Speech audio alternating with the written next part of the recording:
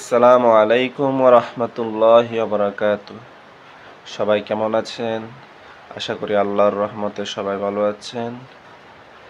আমি একটি ভিডিও নিয়ে উপস্থিত হয়েছি। এই ভিডিওর মধ্যে আপনাদেরকে আমি জানাতে চাই, আমরা নামাজ পড়া অবস্থায় চোখ এদিক সেদিক করা যাবে কিনা, যদিও যায় তাহলে এর দ্বারা আমাদের নামাজের কোনো ক্ষতি হবে কিনা, এ বিষয়ে আপনাদের সামনে একটি হাদিস নিয়ে উপস্থিত হয়েছি। হাদিসটি আমাদের আম্মাজান হযরত আয়েশা রাদিয়াল্লাহু তাআলা আনহা বর্ণনা করেছেন। তিনি বলেন, সাআলতু রাসূলুল্লাহি সাল্লাল্লাহু আলাইহি ওয়াসাল্লাম আনিল ইলতিফাতি ফিস সালাহ ফাকালা হুয়া ইখতিলাসুন ইয়াখতালিসুহু আশ-শাইতানু মিন সালাতিল আবদি। হযরত আয়েশা রাদিয়াল্লাহু তাআলা আনহা বলেন, আমি একদিন রাসূলুল্লাহ সাল্লাল্লাহু আলাইহি সাল্লামকে নামাজের মধ্যে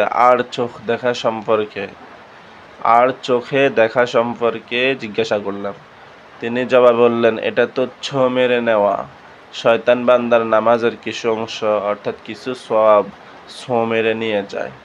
তাহলে বুঝেন, আপনি যারা নামাজের মধ্যে দাঁড়িয়ে চোখে আড়াল করে এদিক সেদিক তাকিয়ে কিছু দেখার চেষ্টা করি, কিছু বোঝার চেষ্টা করি, তাহলে এটা হচ্ছে শয়তানের একটা ধোঁকা আমাদের জন্য।